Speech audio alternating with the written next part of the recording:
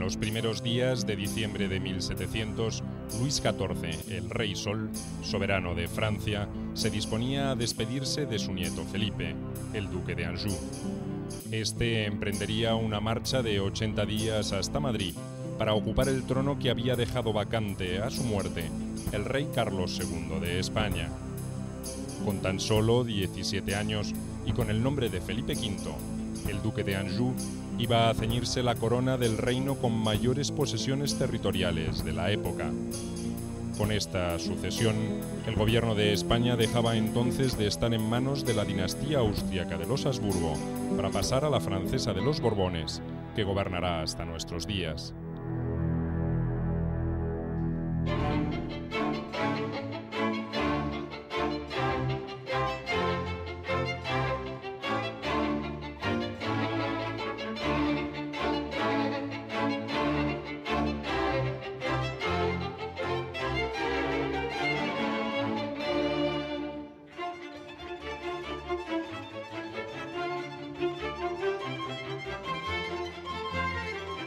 Felipe V, archiduque Carlos de Austria.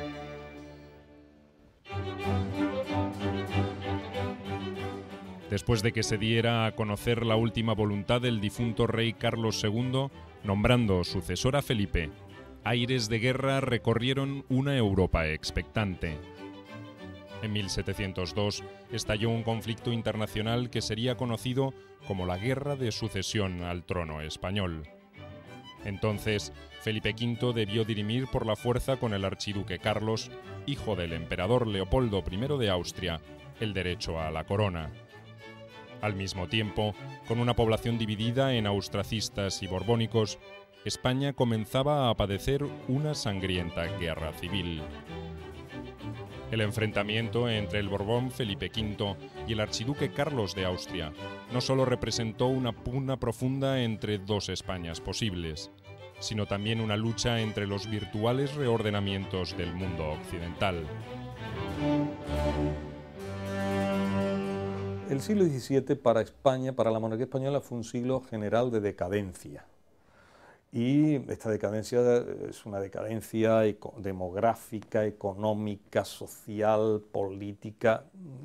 Pero hay algunos campos donde el siglo XVII resistió mejor. Por ejemplo, en el terreno de la cultura, el siglo XVII todavía es el siglo de oro. Calderón muere en 1681, una de las grandes figuras de la literatura española. Los últimos pintores se extinguen también en esta década, Murillo, Valdés Leal, los grandes nombres de la Escuela Sevillana de Pintura, etc.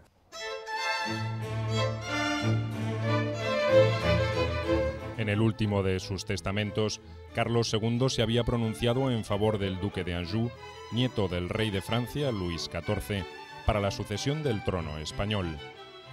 De esta manera, una nueva dinastía, la de los Borbones, tomaba en sus manos los destinos de España. Pero la reacción del linaje saliente, los Habsburgo, no se hizo esperar. Invocando antiguos derechos, reclamó la corona para el archiduque Carlos, hijo del emperador Leopoldo I de Austria.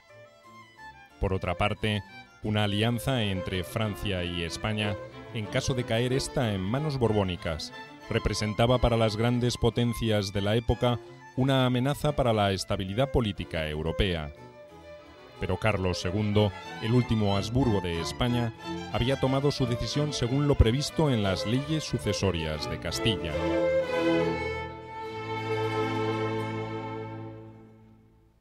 En función de los acuerdos de 1555, evidentemente debía quedar el trono de Madrid en la Casa de Habsburgo. En cambio, en función de la primogenitura de María Teresa, que por ejemplo en España no tenía ningún problema para reinar siendo mujer, en Francia sí, porque existía la ley sálica, pues jurídicamente hay matices.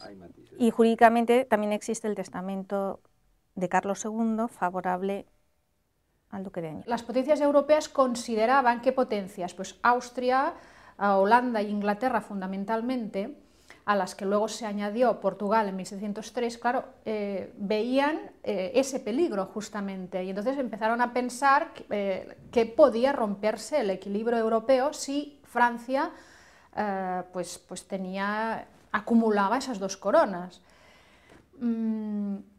Bueno, Bueno, esta idea de la ruptura del equilibrio, en principio internacional, fue un poco lo que motivó la creación de la Alianza de La Haya en 1702 y el estallido del conflicto, ¿no? La razón única y sencilla es que cuando tiene que elegir entre la dinastía burguesa en la figura del archiduque Carlos o la dinastía borbónica en la figura de Felipe de Anjou, las leyes sucesorias de España son clarísimas al respecto.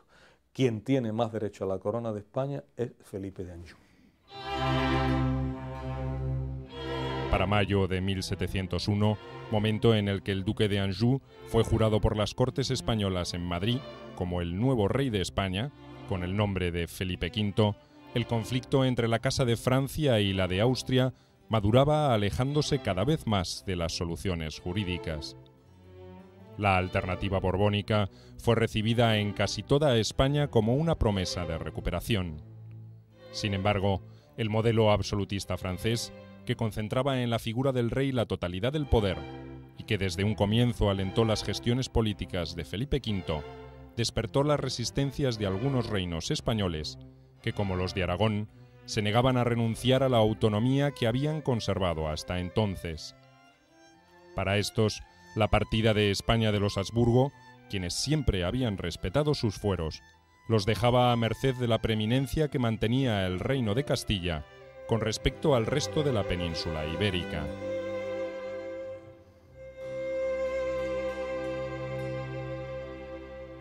Los españoles sí sabían de la cultura francesa, una cultura de gobierno más centralista, más centralizador, y que otorgaba más poder en las distintas instancias a los reyes.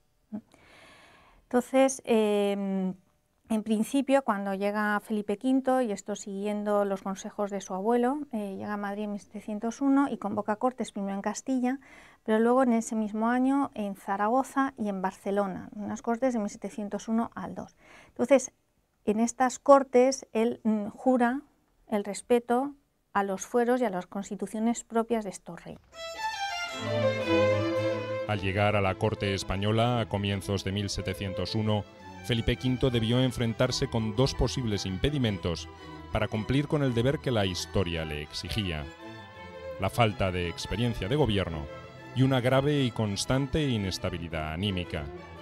Para compensar el primero de estos aspectos, su abuelo, Luis XIV, supo rodearlo de hábiles consejeros como el marqués de Louisville para orientarlo en su administración. Cuando desde Francia fue concertada la boda de Felipe V con María Luisa, hija del duque de Saboya, los preparativos recayeron sobre una experimentada dama de la corte, llamada Marianne de la Trémoille, más conocida como princesa de los Ursinos. El equipo borbónico, que cuando él llega, 1701, 1702, le rodea, que le envuelve cuando convoca las cortes en Castilla, después en Cataluña, que son Orri, Amlot, la princesa de los Ursinos, que esta última se vincula muchísimo a la primera mujer de Felipe V, María Luisa, que parece ser que sobre ella tenía un poder de seducción y de influencia muy importante, y que este equipo es un equipo muy dogmático, muy partidario de imponer un modelo a la francesa, centralista, muy reformista y a la vez regalista. El casamiento entre Felipe V y María Luisa de Saboya fue celebrado por poderes en las ciudades de Versalles y Turín simultáneamente, el 11 de septiembre de 1701. Durante 13 años, esta unión demostró ser uno de los paliativos más eficaces para el espíritu atormentado del rey Felipe V. Al mismo tiempo que se celebraba el matrimonio de Felipe V, Austria se unía a Inglaterra y Holanda para conformar la llamada Gran Alianza. Su fin era imponer al archiduque Carlos, a quien consideraban el heredero legítimo del Habsburgo Carlos II, en el trono de España. Pero él no hubiera dado ningún paso, ninguna reclamación, porque al final se sabían cuáles eran los derechos más fuertes en ese instante. No era que no tuviera ninguno, sino que los otros eran más fuertes.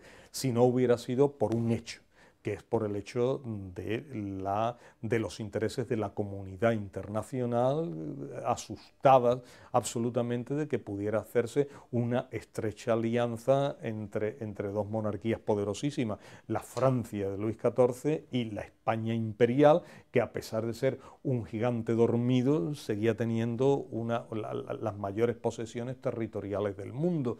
Y eso pues Inglaterra no estaba dispuesto a aceptarla.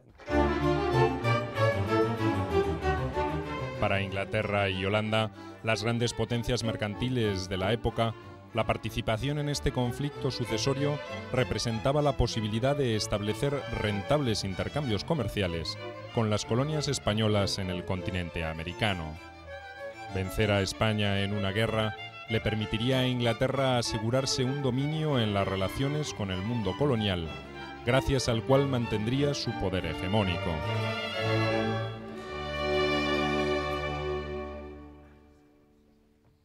Consigue el apoyo de Austria y forman pues lo que se llama la Gran Alianza de La Haya. Esta Gran Alianza de La Haya toman como bandera los derechos del archiduque, esencialmente de un modo cínico, pues para evitar que se forme un gigantesco bloque que pone en peligro su hegemonía. En definitiva, es una cuestión de poderes políticos, de supremacía política. No hay que olvidar que la guerra de sucesión, particularmente con los intereses europeos involucrados en ella, no se entiende sin América.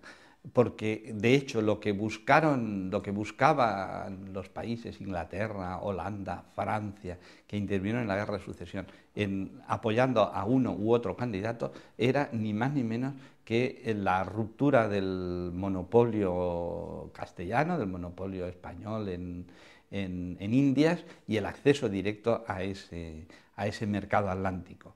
O sea, América fue siempre el objeto principal de deseo por parte de los países aliados, mucho más que la participación directa en la monarquía de España. Poco después de que Felipe V asumiera el trono español, Luis XIV decidió tomar precauciones para una guerra que parecía inminente. Sabía que la unión política entre Francia y España no sería fácilmente tolerada por Austria y el resto de las potencias europeas. A lo largo de 1701, el rey de Francia dispuso el desplazamiento de sus ejércitos a diversos puntos del continente. La ocupación, entre otras, de la región de Flandes se constituía en una amenaza para Holanda. Además, estableció acuerdos políticos y comerciales contrarios a los intereses de la monarquía inglesa. Las maniobras de Luis XIV no hicieron más que acelerar la conformación de la Gran Alianza en favor del archiduque Carlos de Austria. El archiduque Carlos, por su propia formación política que procede de Viena, y Viena está formada también por una integración de territorios diferentes, con leyes distintas y ordenamientos jurídicos diferentes, en principio garantizaba más la conservación del sistema político de la monarquía hispánica que Felipe V. Entonces, esto queda planteado casi inmediatamente en cuanto estalla el conflicto a nivel interno.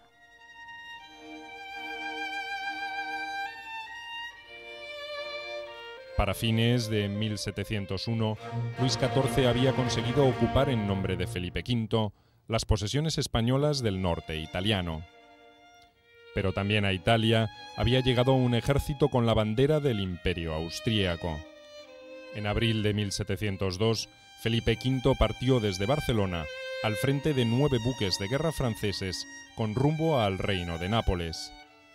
Allí se encontró con una situación que no favorecía en nada a la causa borbónica.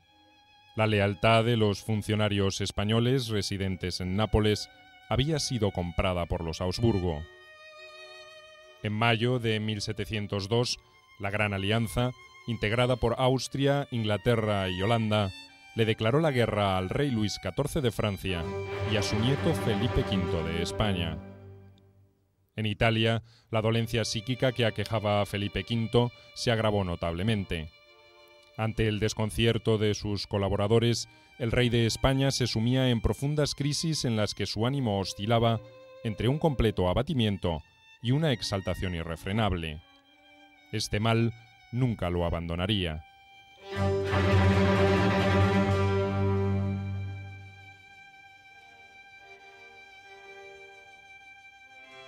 Tras 2 semanas en la ciudad italiana de Milán, Felipe V partió al frente de guerra. Con 18 años, marchaba a participar en su primera campaña militar. Después de unir sus fuerzas a las del duque de Vendôme, uno de los experimentados generales franceses, combatió en la batalla de Santa Vittoria, en la que resultaron vencidos los ejércitos de la Gran Alianza. Poco después, en agosto de 1702, Felipe V consiguió una nueva victoria en la batalla de Luzzara. El entusiasmo y el arrojo exhibido por el rey de España en ambas batallas despertó la admiración de sus subordinados, que comenzaron a llamarlo Felipe el Animoso. Al igual que el amor por su esposa María Luisa de Saboya, la guerra parecía ejercer un efecto curativo sobre el ánimo de Felipe V. Al año siguiente del inicio del conflicto por la sucesión del trono español, los borbónicos perdieron el apoyo de Portugal y de Saboya, con el que habían contado desde un principio. Con el desarrollo de la contienda, Inglaterra conseguía a cada paso mejorar su posición, con acuerdos comerciales y militares favorables a sus intereses hegemónicos. Un tratado con el reino lusitano le abrió las puertas del mercado brasileño. Con la ocupación de Gibraltar, ganó una plaza estratégica en el extremo sur de la península ibérica. A mediados de 1704, un contingente militar, compuesto principalmente por ingleses y holandeses, al mando del archiduque Carlos de Austria, intentó infructuosamente invadir España a través de Portugal en 2 oportunidades. Los territorios de Castilla eran en su mayoría borbónicos. Esta realidad obligó al archiduque Carlos a replantear sus estrategias. Finalmente, en 1705, las fuerzas de la Gran Alianza lograron penetrar en territorio español a través de Barcelona.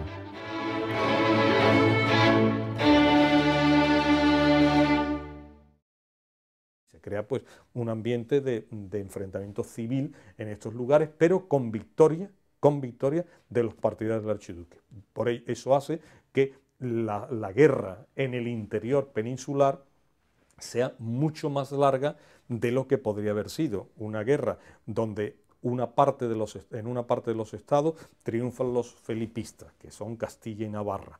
Otra parte de los estados donde triunfan los austracistas, que son los 4 estados de la Corona de Aragón, hace que se produzca una división política grave con unas consecuencias militares también graves. Si además estos países están apoyados por unos ejércitos poderosos, como es el ejército anglo-austriaco-holandés, pues esto tiene como consecuencia la prolongación de la guerra hasta la victoria final de Felipe V, ¿no?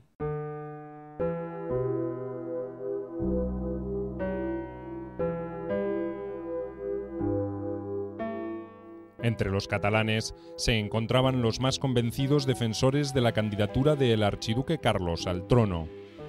Además de sus intenciones autonomistas, este condado manifestaba necesidades comerciales de las que Inglaterra supo hábilmente sacar provecho para lograr su apoyo contra Felipe V.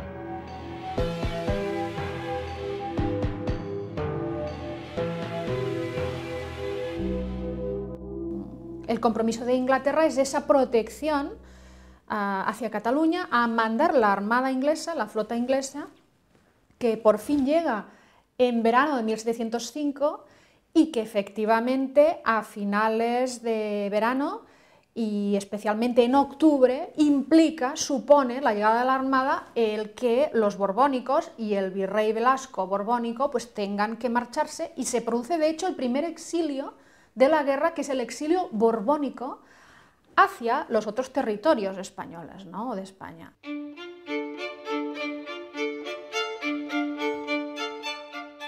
Después de la ocupación austracista de Cataluña, que llevó al exilio a los seguidores de Felipe V, el archiduque Carlos de Austria se hizo proclamar rey de España con el nombre de Carlos III en octubre de 1705. Fijó la capital del reino en Barcelona y fue jurado como legítimo rey por los nobles y los representantes del pueblo de Cataluña. En 1706, mientras Felipe V sitiaba la ciudad de Barcelona con un ejército de 30.000 hombres, las fuerzas del archiduque Carlos se abrían paso hacia Madrid. La caída de Ciudad Rodrigo y Salamanca obligó a Felipe V a trasladar la corte a la ciudad de Burgos y a abandonar el asedio a Barcelona. Para entonces, la guerra, que se libraba en numerosos frentes europeos, arrojaba resultados poco favorables para la causa borbónica. Algunos de sus dominios, como los Países Bajos, se habían perdido en manos enemigas. A pesar de ello, Felipe V, desoyendo las sugerencias de Luis XIV, se negó a abandonar la lucha. En el interior de España, las vicisitudes del enfrentamiento entre austracistas y borbónicos daban por resultado un panorama cada vez más complejo. En Barcelona, las políticas de gobierno del archiduque Carlos exhibían muestras de una tendencia centralista, que era un rasgo propio de los borbónicos. En Castilla, Felipe V también se vio obligado a cambiar su forma de gobierno debido a la presión de una nobleza descontenta con la intervención de Francia en los asuntos de España y el carácter absolutista de la administración. Los cambios de facción se hicieron cada vez más frecuentes, tanto en la totalidad del territorio peninsular como en las colonias americanas. Podían encontrarse partidarios de una y otra causa. Lo que a mí me interesaría matizar es que, claro, que no toda Castilla tampoco fue borbónica, es muy complejo. Ni todo el austriacismo fue, digamos, periférico o con sensibilidad periférica, ni todo el borbonismo fue tan centralista como el equipo Orsini-Orri que en la primera etapa o a lo largo de la guerra acompañaron al rey. Porque, por ejemplo, en Castilla, en 1705 se hicieron muchísimas proclamas a favor del archiduque. En Castilla, en Granada, por ejemplo, se hicieron proclamas en Mallorca, en Orán. A mí me consta que se hicieron proclamas a favor de Carlos en México, en Venezuela, a mí me consta. Lo cual denota que no hay una uniformización borbónica, ¿no? Ni una apuesta masificada al borbonismo, que es mucho más complejo. En abril de 1707, las fuerzas leales a Felipe V lograron una victoria importante en la batalla de Almansa, que les permitió recuperar las ciudades españolas de Murcia, Valencia, Zaragoza, Lérida y Játiva. En 1709, tras vencer a Felipe V en las batallas de Almenara y Zaragoza, el archiduque Carlos de Austria tomó nuevamente la ciudad de Madrid. Pero al año siguiente, el duque de Vendôme y Felipe V lograrían el triunfo definitivo de la causa borbónica, venciendo en la batalla de Villaviciosa. Desde las primeras horas de la tarde hasta pasadas la medianoche, un ejército borbónico de 20.000 hombres luchó incansablemente contra las fuerzas aliadas hasta conseguir su retirada. En abril de 1711, la muerte del emperador de Austria, José I, marcó el fin de la contienda internacional por la sucesión del trono de España. La corona del Imperio austriaco recaía ahora sobre el archiduque Carlos, hermano del difunto emperador. Los aliados de Austria, que se habían enfrentado a la ascensión al trono español de Felipe V para evitar la unión entre Francia y España, se vieron apoyando otro posible factor de desequilibrio europeo, la asociación de Austria y España en un mismo imperio. Por tanto, dejaron la solución del conflicto sucesorio en manos de la diplomacia. En septiembre de 1711, el archiduque Carlos de Austria abandonó Barcelona definitivamente. Sin renunciar al trono español, dejó como regente a su esposa, Elizabeth de Brunswick, y marchó para tomar posesión del trono de Austria con el nombre de Carlos VI. Con su partida, el archiduque Carlos de Austria abandonó a su suerte a sus aliados catalanes, que lo habían reconocido como su legítimo rey.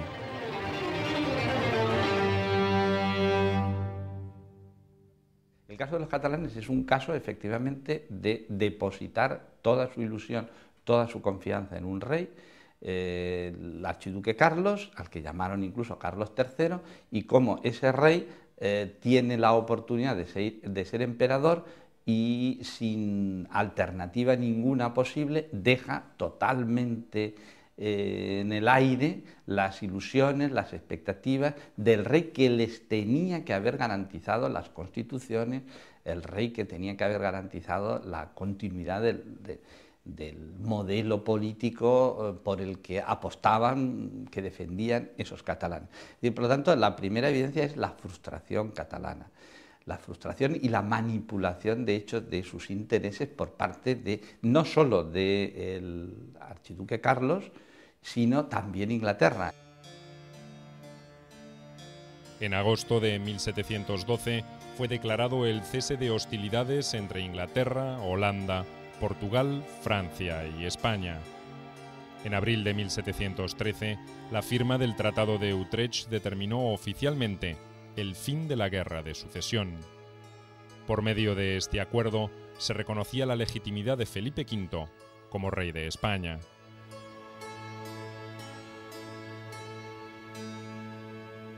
Y esto pues facilita la paz. Entonces solo aquellos ya muy comprometidos con la causa del archiduque y la guerra se mantienen hasta el final. La resistencia final solo es una resistencia en el territorio peninsular, solo una resistencia del Principado de Cataluña y del Reino de Mallorca. El 11 de septiembre de 1714, tras un encarnizado enfrentamiento, Felipe V recuperó finalmente la ciudad de Barcelona. El año anterior habían partido de allí la esposa regente del archiduque Carlos de Austria y su virrey. Cataluña era para entonces el último bastión de la resistencia austracista de la península. Cuando a partir de 1707 Felipe V decidió abolir por decreto los fueros en Aragón y Valencia, por considerar que todos sus habitantes habían faltado al juramento de fidelidad que le hicieran a su llegada a España, y por tanto habían incurrido en rebeldía, numerosos defensores de la causa del archiduque Carlos emigraron a Cataluña. Allí continuaron oponiéndose al reinado de Felipe V. Corroboro la idea de intereses dinásticos, pero políticos también. Sí, porque evidentemente desde 1707, por ejemplo, cuando Felipe V consigue suprimir los fueros valencianos, en 1711, cuando Felipe V consigue suprimir los fueros de Aragón. Es tan importante este momento porque, claro, ¿qué hacen los austriacistas? ¿Qué hacen los foralistas? Muchos vienen a Cataluña. Cataluña, sí, se sigue defendiendo la causa constitucionalista y austracista, pero con un soporte del resto de territorios de la Corona de Aragón muy importante, que la hace más beligerante si cabe. Y que aquí quizá ya el tema dinástico persiste, pero que con más fuerza que nunca el tema constitucionalista yo creo que va creciendo.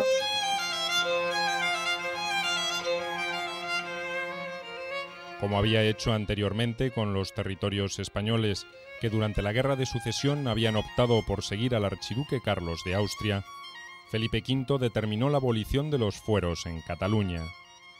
Por medio del Real Decreto de Nueva Planta, los catalanes perdían las instituciones y la autonomía que habían tenido hasta entonces.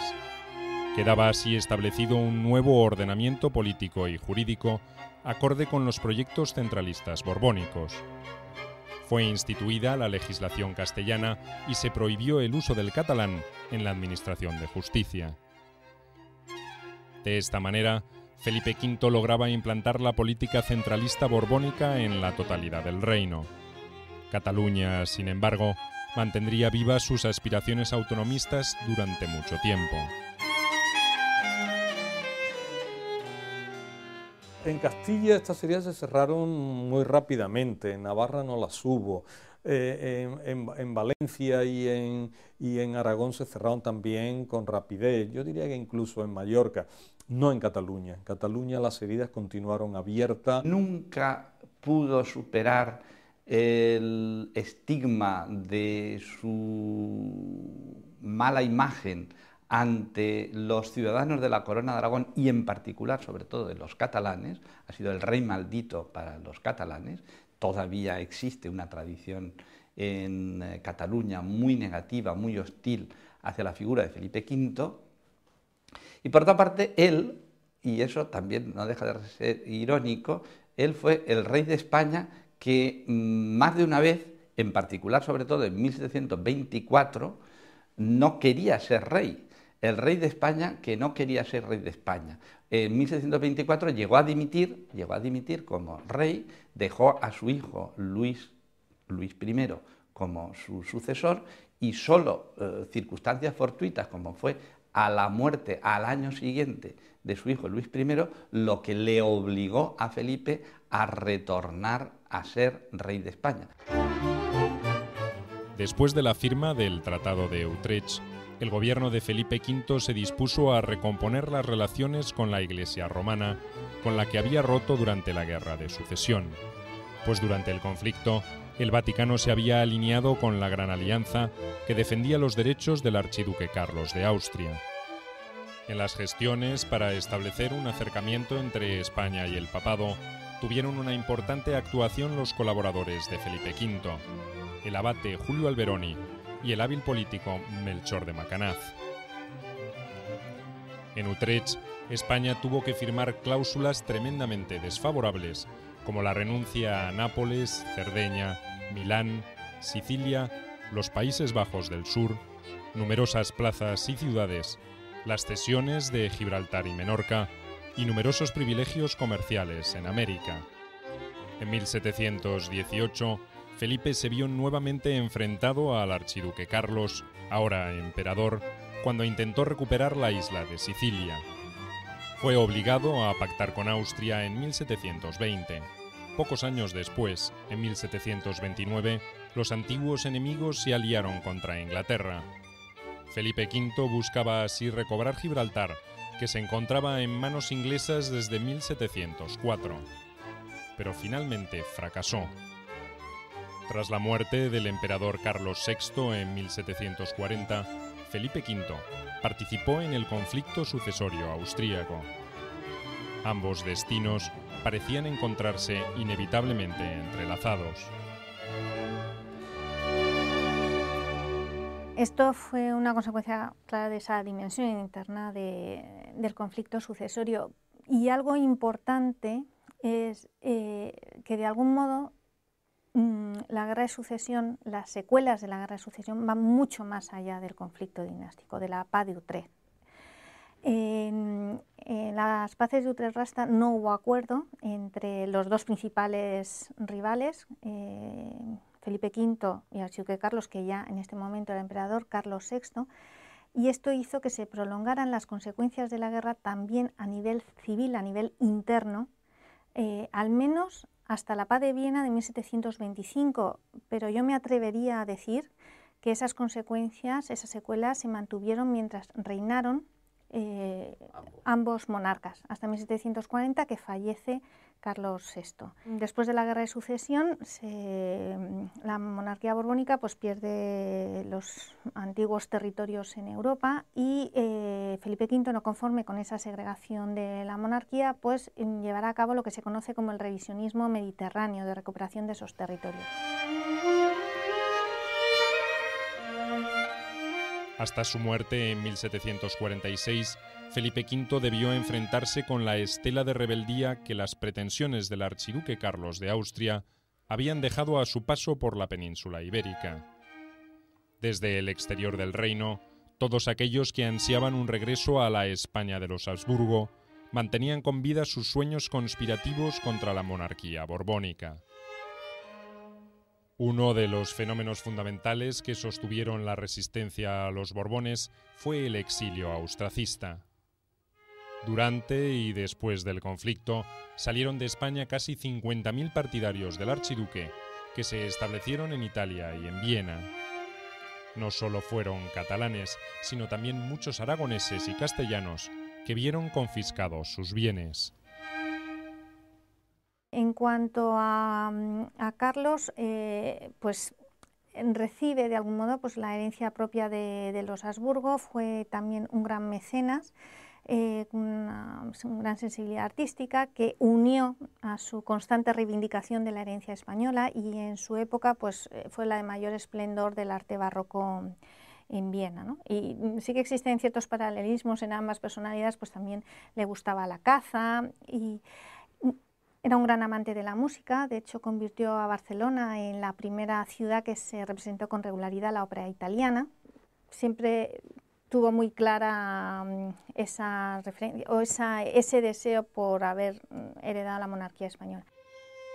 A comienzos del siglo XVIII, la opción por una España borbónica o austracista llevó a la luz un profundo dilema histórico.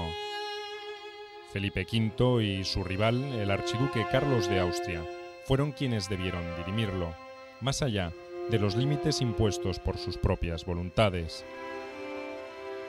El uno fue un emperador que hubiera querido ser rey de España y que no pudo ser, y Felipe V fue rey de España, ganó la guerra y, sin embargo, sobre todo por una serie de problemas depresivos, psicopatológicos tremendos que tuvo a lo largo de toda su vida, más de una vez estuvo tentado de dejar la corona en otras manos, en un caso concreto, ya digo, en manos de su hijo, pero arrastró siempre una depresión por la cual se puede decir que él gobernó muy poco, gobernó efectivamente muy poco. Estuvo siempre en manos de sus mujeres y de una serie de ministros que fueron los que tuvieron realmente un protagonismo político durante su reinado. Esta es la gran paradoja, la gran contradicción de estas dos personalidades. Los reinados de Felipe V y el archiduque Carlos pudieron medirse por décadas. 45 años duró el de Felipe V en España y 30 el de Carlos VI en el Imperio Austríaco. A pesar de la disparidad de sus vidas y de sus deseos de gobernar en una tierra extranjera, por cuyas costumbres se vieron afectados en distinto modo, ambos lucharon con el mismo ímpetu por sus derechos al trono. Tanto Felipe V como el archiduque Carlos de Austria dejaron una huella imborrable en la historia y en la cultura de España.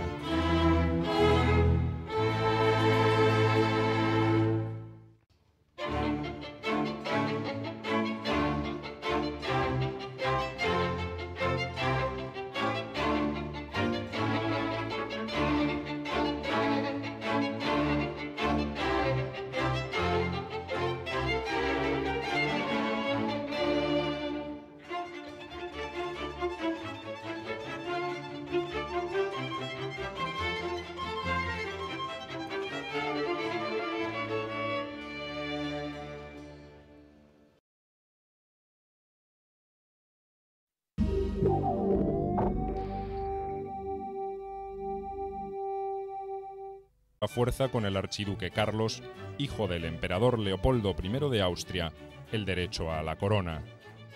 Al mismo tiempo, con una población dividida en austracistas y borbónicos, España comenzaba a padecer una sangrienta guerra civil.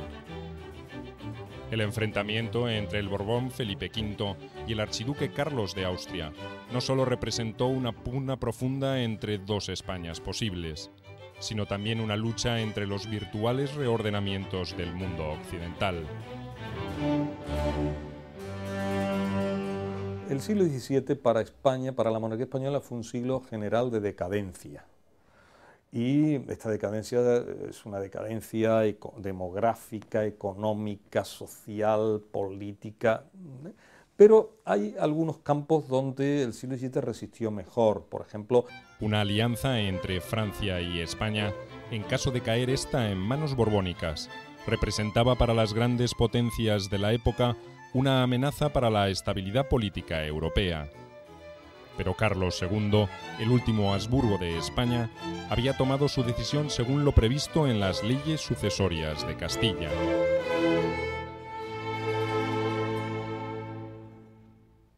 En función de los acuerdos de 1555, evidentemente debía quedar el trono de Madrid en la Casa de Habsburgo.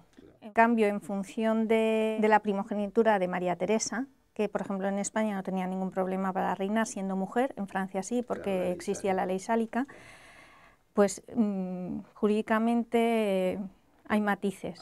Y jurídicamente también existe el testamento de Carlos II favorable al duque de Anjou. En los primeros días de diciembre de 1700, Luis XIV, el Rey Sol, soberano de Francia, se disponía a despedirse de su nieto Felipe, el duque de Anjou. Este emprendería una marcha de 80 días hasta Madrid para ocupar el trono que había dejado vacante a su muerte el rey Carlos II de España. Con tan solo 17 años y con el nombre de Felipe V, el duque de Anjou iba a ceñirse la corona del reino con mayores posesiones territoriales de la época. Con esta sucesión, el gobierno de España dejaba entonces de estar en manos de la dinastía austríaca de los Habsburgo para pasar a la francesa de los Borbones, que gobernará hasta nuestros días.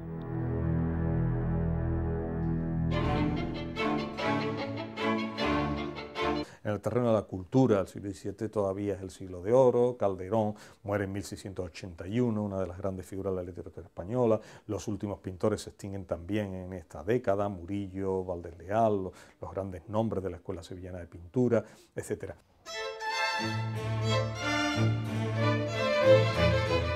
En el último de sus testamentos, Carlos II se había pronunciado en favor del duque de Anjou, nieto del rey de Francia, Luis XIV, para la sucesión del trono español. De esta manera, una nueva dinastía, la de los Borbones, tomaba en sus manos los destinos de España. Pero la reacción del linaje saliente, los Habsburgo, no se hizo esperar. Invocando a antiguos derechos, reclamó la corona para el archiduque Carlos, hijo del emperador Leopoldo I de Austria. Por otra parte,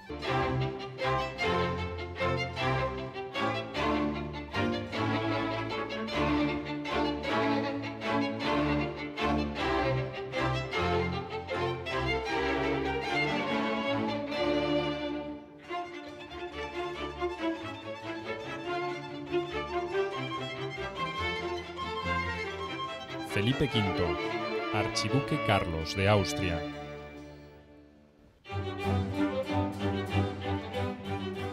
Después de que se diera a conocer la última voluntad del difunto rey Carlos II, nombrando sucesor a Felipe, aires de guerra recorrieron una Europa expectante. En 1702 estalló un conflicto internacional que sería conocido como la Guerra de Sucesión al trono español. Entonces, Felipe V debió dirimir por la